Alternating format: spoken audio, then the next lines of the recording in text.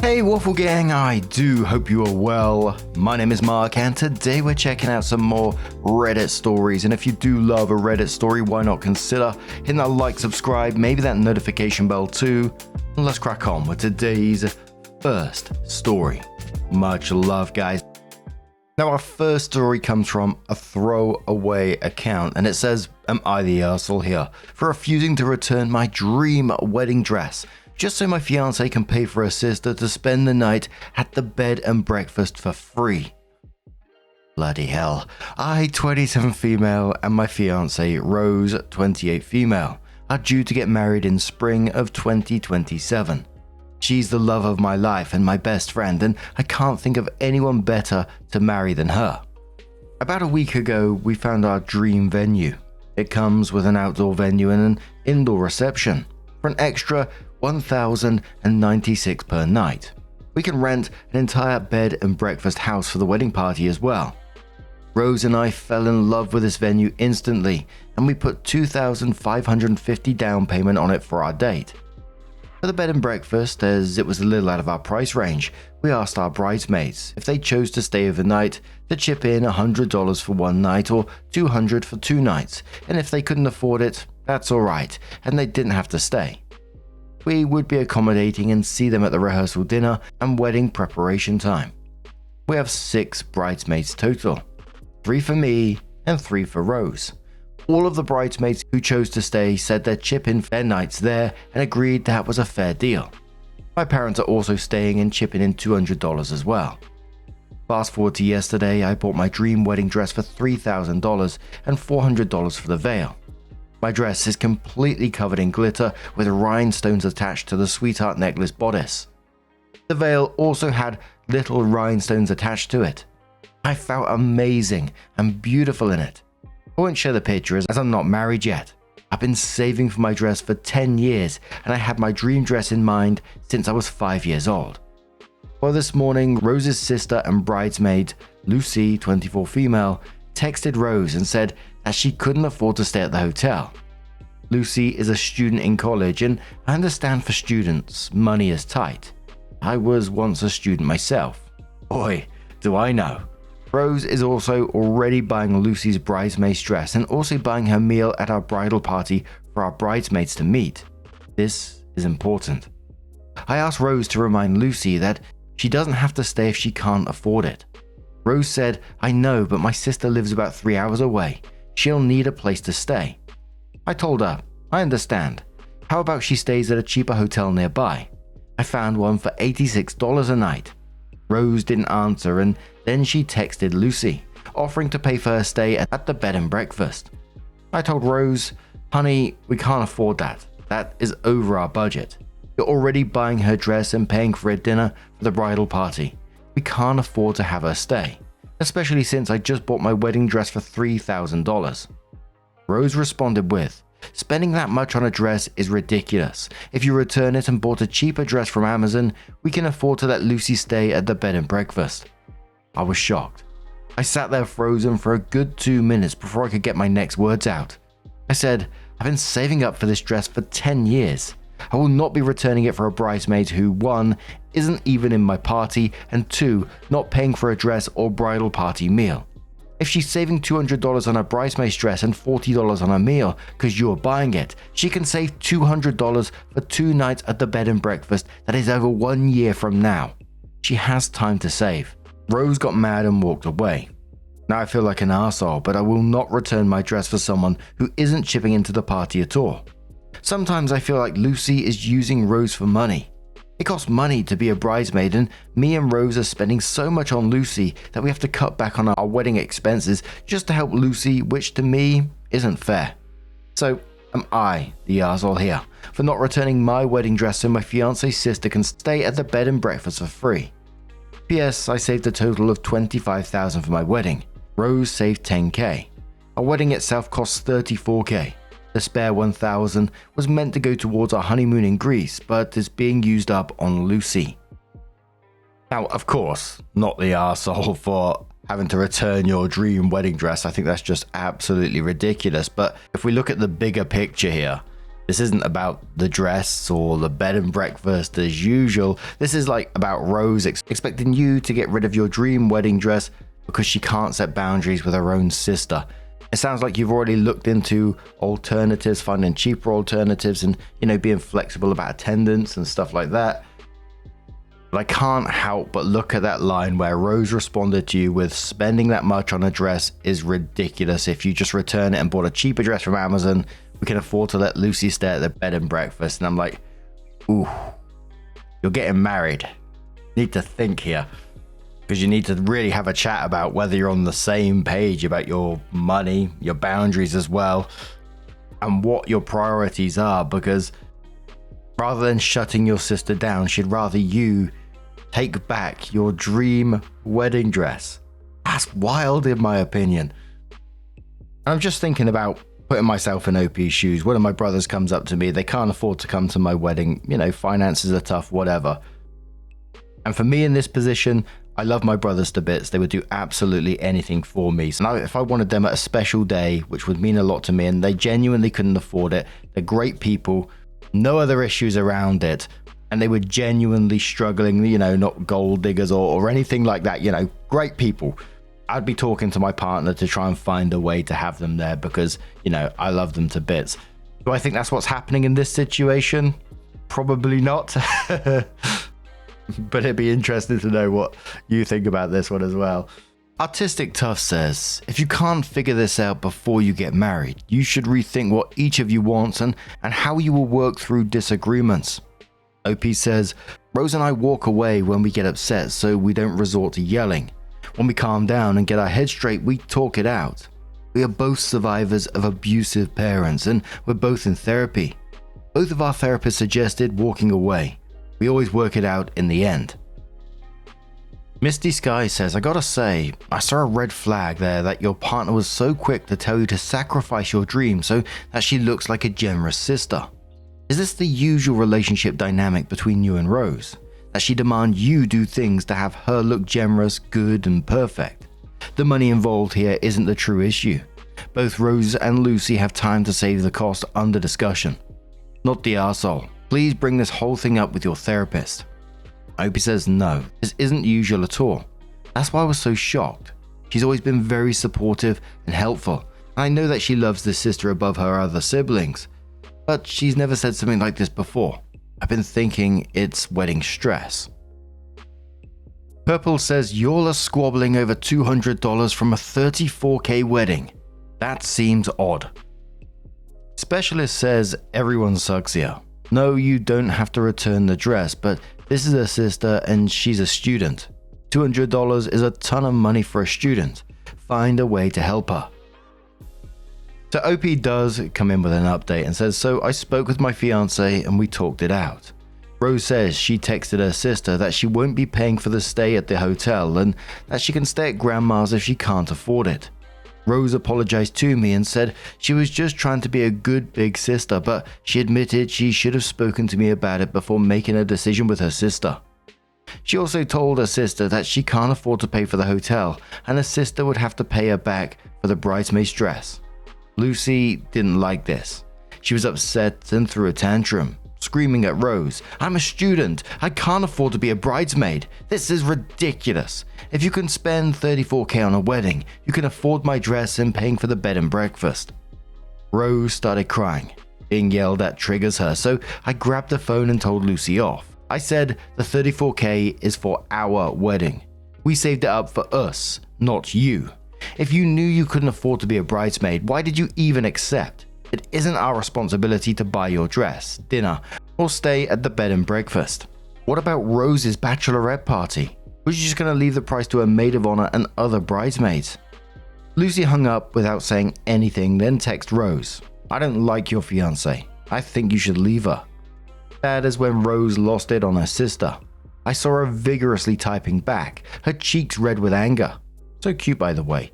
After she finished and sent it, I read the text. The text said, good thing you're not marrying her then. Thanks to my name, I've learned to stand up for myself. I'm not leaving her. I love her. She's been pointing out for a while how you only contact me when you need money, and it ends now. You chose to buy a house you can barely afford while being in school. If you can't afford to be a bridesmaid, then resign. Goodbye." It was a little aggressive, but she's still practicing healthy ways to respond when she's standing up for herself. I'm glad she realized her mistake. Also, I do want to clear some things up. One, just because it's only $200, and Rose and I could save that for 1 year as well, doesn't mean we should pay for Lucy. It is Lucy's responsibility to pay for her part as the bridesmaid. 2, she isn't the only one who wouldn't be staying at the bed and breakfast. One of my bridesmaids couldn't afford it and chose to stay at home and see us at the rehearsal and wedding dress-up time. It's funny how she didn't have an issue, but Lucy does. 3, we aren't buying the bed and breakfast if the bridesmaids can't afford to stay. It isn't in our budget, so we asked our bridesmaids to chip in if they wanted to stay overnight for 2 nights. 4, I also found a cheaper hotel in the area for $54 a night. Sister-in-law still doesn't want to spend that money, even though she can easily save for that. That is when Rose put her foot down with her sister and basically told her to pay for her share or resign as a bridesmaid. 5, I also found out that Rose has been sending about $200 a month to Lucy without my knowledge for the past year from our mutual friends. I make more than Rose does for our jobs. I also want to make it clear that when I talked to Rose, I only said that she should talk to her sister about saving $200 for the bed and breakfast. I had no idea Rose was going to take back buying the dress. Rose made that choice by herself. Hope you also added this comment below one of the others saying my partner changed her mind on buying the dress, not me. And she changed her mind based on me pointing out that her sister might be using her for money. Rose already sends about $200 a month to her sister out of our mutual fund, even though we rent a 2-bedroom apartment and her sister owns a full house. Lucy seems to be a gold digger who can't afford to pay for our lives and her sister. And I only highlighted that comment because I wanted to comment on the update when it said about Rose has been secretly funneling $200 a month from your joint funds to Lucy for a year. Which is, again, I find absolutely wild that you find out and you're just going to move past that? Because that seems pretty big in itself to me, especially seeing as you're about to get married. And to me, just comes across as a massive breach of trust. She's been secretly doing so. Sure, in this update, she seemed to have stood up for herself and told her sister exactly where she stands, but this still is a big thing to me. But what do you guys make of this situation? Let us know your thoughts down in the comments below, and let's move on to another story. Now our next story comes from a deleted user and says, "Am I the asshole for breaking up with my fiance over an ultimatum over my ring?" This is my first time posting here, so I'm sorry if I make any mistakes and throw away because my ex knows my main. For context, I, 34 female, was married before to my childhood sweetheart. We started dating at 16 and got married at 20. He passed away when we were 25 and haven't dated anyone until 2 years ago when I met my ex-fiance, 38 male. Let's call him Matthew for the sake of the post. I told him about my late husband and made it clear for me his family was still my family and I visit the cemetery at least twice a month to clean and stuff. He agreed, and after he proposed, he wanted to go to the cemetery with me to pay his respects. Anyway, I still wore my wedding ring until my fiance proposed, and to be honest, I wasn't ready to part with my ring. And I was talking about it with my mother-in-law, and she gave me a gold necklace and told me to put my wedding ring there, and I did. I was very happy with my new necklace, and when I got home, Matthew realized I only have his engagement ring on me. And was very happy and said finally decided to get rid of the other one. And I said of course not, and showed him the necklace, and he changed the subject. Fast forward 10 days ago. I was going to wash my hair, so I take off the necklace and put it on the nightstand, and after I got out the bathroom I realized Matthew wasn't home anymore. But I thought he went on a walk to the supermarket or something, and I dried my hair and I went to sleep. The next morning I tried to put my necklace back on, but I couldn't find it. I panicked and started crying, and I made a mess everywhere trying to find it. I called Matthew and he didn't answer. I left voicemails, and after 2 hours he came home and found me crying and our apartment a mess. He asked what happened and I told him I lost my ring. He helped me look for it, and after a while, he told me where to eventually find it and made me some tea to calm me down. Well, Matthew's mum called me last Wednesday and asked if she could come visit. I said yes. After some small talk, she got quiet and then said I came here to return something, but you must not tell Matthew about it. Then she took my ring out of her purse and handed it to me. Once again, I started sobbing, holding my ring, and she just consoled me. After I calmed down a bit, she said Matthew went to her house a couple of days ago and asked if he could keep something at her house because it was a surprise and he didn't want me to find out. And she said yes and to put it in a drawer with her things. When she went to look for her reading glasses, in the drawer she saw a little box and got curious and opened it. She said she immediately recognized my ring because it's unique and I showed her before, so she grabbed it and came to find me. She said she doesn't understand why he did that or what he wanted to do with the ring, but she knew it is not right and I'd be devastated. She asked me not to tell him. She gave me the ring back and said she'd support me with whatever I wanted to do. I didn't even have to think about it. I packed all my shit and went to my mum's house. I blocked him everywhere, although I thought about leaving a note or something, but I didn't think he deserves it after what he did. I only left his ring behind and left. I've been at my mum's since she lives in another city. Matthew's been trying to contact me ever since, calling every single person he knows who has my number, including my mum. My mum and my brother are full on my side and told him they don't know about me, but my friends are pressuring me into talking to him. But none of them knows what he did. I'm planning on changing my phone number or something because I can't handle it anymore. My mother-in-law told me to go stay with her for a while because my ex would most likely come to look for me at my mum's or brother's.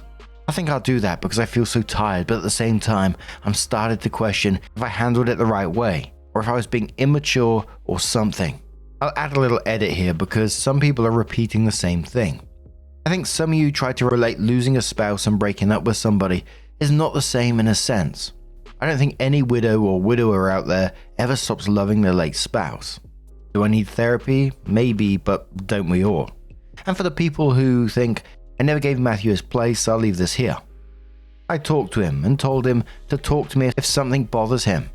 When we moved in together, he asked me if I could not bring all the pictures I had with my late husband, and I agreed. He asked if I could visit the cemetery less frequently, and I did.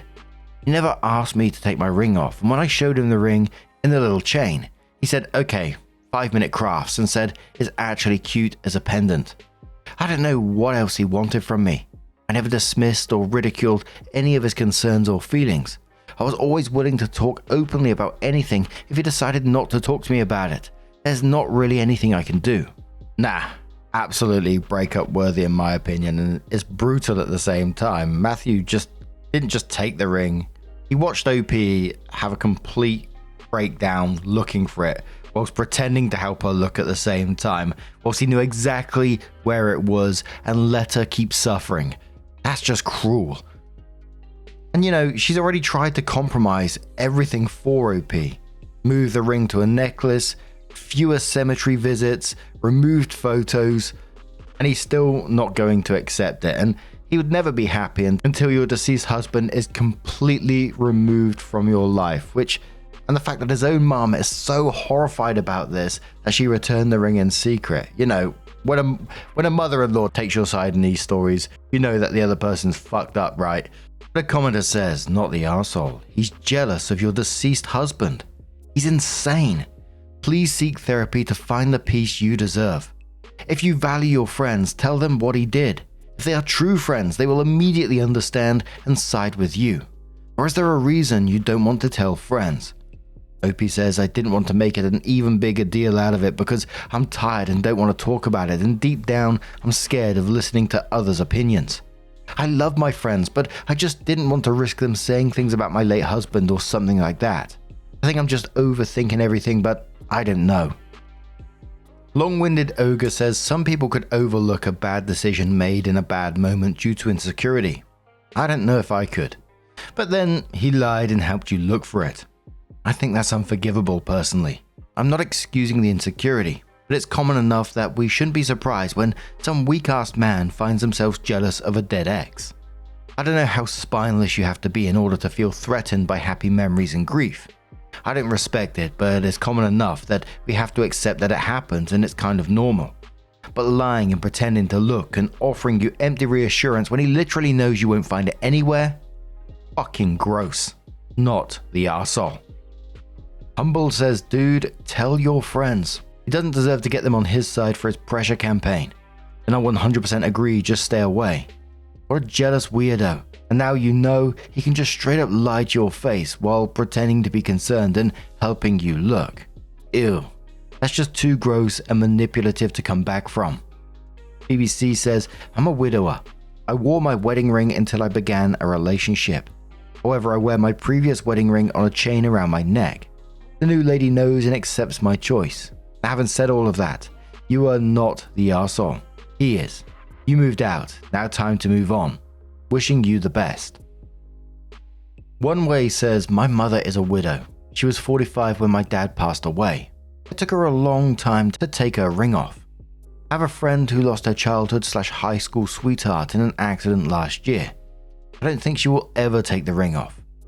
I want to first say how proud I am of you for being so courageous to date again. It's also a huge step that you were willing, without conversation, took your previous engagement ring off and decided to wear it as a necklace. What a beautiful sentiment to your late husband and a chapter of your life that will never be closed. Because we all know mourning lasts a lifetime. You are not the arsehole. It sickens me that someone who wants to spend the rest of their life with you would steal something so important and lie to your face and help you look for it. He's an emotional terrorist. You walking away was the best choice you could have ever made. He wanted you upset and to pick you back up. He was either never going to give it back or give it back to be the hero. Either is messed up. His mother, bless her, knew how wrong and demented this was and saved you. She could have easily stood by her son and minded her business, but she saved you from a lifetime of emotional pain. I'm so sorry. Another commenter says, you have a right to miss your first husband. You have a right to cherish something from that relationship, considering it ending in a tragic way. He has a right to some normalcy in your new relationship with him. He did not have a right to take something so important from you. You, however, have not gotten over the death of your childhood sweetheart. Maybe you never will. But it is not fair to a new relationship to hold on to this memory of your first marriage with the strength that you appear to have been doing. Don't get me wrong. Your fiancé/ex seems like a douchebag. He royally fucked up, but I surely wouldn't want to be in his shoes. In that he fell in love with someone who is still so attached to your deceased loved one. So OP comes in with an update. They first shared a link to the previous post and then says, I wanted to clarify some things before giving the update. First, I miswrote the title the first time, but I'm pretty sure I can't change it for the update so it stays like this. For the people saying I don't love my ex-fiancé and that I didn't get over my late husband. I don't think you people know how dead spouse works. He's not an ex. We didn't separate. So you get over it after a parent or another loved one passed. And those saying I wasn't ready, maybe, but things already happened. And I was always honest and willing to compromise with him. If he decided he wasn't okay with things, he should have left or talked to me about it like adults. I first of all contacted all of my friends and told them what happened. They were obviously shocked, and the majority of them backed off after that. I sent a text to everyone that said, I didn't want to talk about this, but since everyone needs to meddle, I'll do it. Matthew decided to steal my ring and hide it from me. And when he saw how distressed and heartbroken I was, instead of coming clean, he helped me look for it, and that told me everything I needed to know about him. I'm not looking for advice nor opinions about this. I just wanted my choices to be respected, and anybody who commented on it would be blocked. I also contacted Matthew's mum, and she said he already knows, so I can talk to him freely. I then made my brother contact Matthew to tell him I wanted the chain back, and that was willing to hear his side of the story just for closure because we weren't getting back together no matter what. We met on Thursday. I brought my brother with me for support. When Matthew arrived, his eyes started to well up and he wanted to hug me, but my brother told him not to even try and to just sit down. He gave me the chain and started to apologize over and over and tried to hold my hand over and over, so I just put my hands under the table. I asked him what exactly he wanted to do with my ring, and he said he wanted to get rid of it because I was basically still married to a dead man, but he couldn't throw it away at the end, so a friend of his suggested to make my new wedding ring out of it. He said he was going to get it melted and made a whole new ring out of it, so it was some sort of loophole because I was only wearing our new ring, but couldn't get mad because it was made out of the original. Not gonna lie, I started to tear up because the thought of him destroying my ring like that and already coming up with excuses was heartbreaking. He also said that when he saw me panicking, he wanted to tell me the truth but realized it would have been worse for him, so he pretended to help me look instead. He also admitted that he wasn't okay with me wearing the ring, or basically me not pretending like I was never married before. He said he knows I told him if he wasn't okay with things to talk to me or just break up, and he said he didn't want to lose me, so he kept quiet, expecting me to just forget about my late husband. And when I didn't, he started to resent me, even when I compromised with him. He said it wasn't enough, but he knew talking about it would have ended up in us splitting up, so he never said anything. He once again apologized and said he wanted to change and promised to communicate better. And he asked if we could get couples counseling before breaking up completely, but I declined. I told him I didn't trust him anymore and that he spent a long time lying and pretending, so I don't even know what else he was lying about. And at this point both of us were crying, and he said, "You really are going to choose the dead man over me?" I told him that not really, and that this has nothing to do with my late husband, and that I was breaking up because he lied, deceived, manipulated and stole from me. So this was about him and his actions, not about anything else.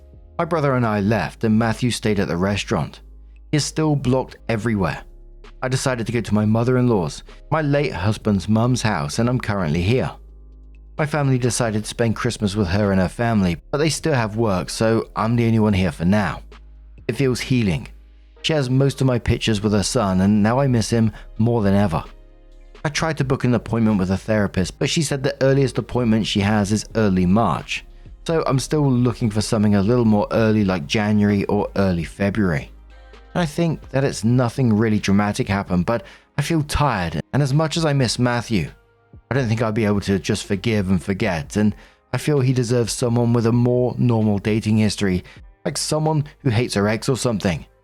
For my part, I'd be single for a long time. I don't think I can handle something like this again. I don't really mind being single though. I have an amazing family and great friends. Maybe marrying again is just not on the cards for me, and that's okay. That's all. I'm actually excited about Christmas again after a long time. Merry Christmas to you all. An edit, hey, I just want to let you all know that I found a group therapy in a church. I thought I'd hate it, but honestly, it was really nice. That is absolutely mad, the audacity of this dude. He wasn't just gonna hide the ring and then surprise her and say I found it or just keep it away from her forever. He's planning to melt it down and remake it into their wedding ring in some twisted way. Like, how did he actually think that was going to go? Like, he turns up with this ring, and surely if he was going to the effort of taking it away, melting it down and having it remade, he was going to reveal this information at some point. You know what? This is the ring that your deceased husband gave you. That is mad. And then he has the cheek to say, so you're choosing the dead man over me. It's like, no mate, she's choosing just honesty and respect over you stealing from her and trying to manipulate her. Bloody hell. But Sufficient Ad says, I'm glad you're with your mother-in-law and that you're healing. Matthew still doesn't get it. You're choosing a dead man over me. And then says he isn't mature enough to get married. I wish you all the holiday cheer. Beth replies saying he is an exceptionally selfish little boy, not mature enough for a real relationship. He doesn't want to share his toys like a 5-year-old and would rather destroy them. I'd recommend OP find a grief support group since they are more available than therapists. Just to talk it out with others who will understand that bond isn't broken just because the other person is gone. Another commenter says, I truly hope grief therapy helps you heal. And I agree 100% with your breaking up with Matthew. His feelings were not the issue. His actions based on them were. Lying, stealing, and basically doing all kinds of shady stuff that were very solid red flags. What he should have done was seek a good counselor, likely a couples counselor, to help him put his natural human feelings into perspective. What he did was lie to your face, steal an irreplaceable item, and plan to destroy said item. That is not forgivable. Grief doesn't ever fully go away, but a good therapist will help you put things into perspective. And one more commenter who says, so your ex decided that instead of talking to you about how he felt about you keeping your old ring. He'd rather A. steal your old wedding ring, B. lied about not seeing it and pretended to help look for it, C. melt it down to make the wedding ring for his marriage with you. This guy's a total moron, and it's best you're shut of him. Therapy's a good idea at this point, and I'm glad you're already trying to get some. Otherwise, I'd just chill on getting into another relationship until you're ready to trust someone like this again. But now, I'm going to turn this one to you guys. What do you guys make of this situation? How would you have dealt with it if it was you? Maybe you got a different opinion on the matter. Let us know your thoughts down in the comments below. And just a huge thank you for being here today, getting involved in the stories, your love, your support, your time. It always means the absolute world to me. So thank you so much for being here. It's really, really appreciated. And hopefully I'll see you in the next one. Take care and much love.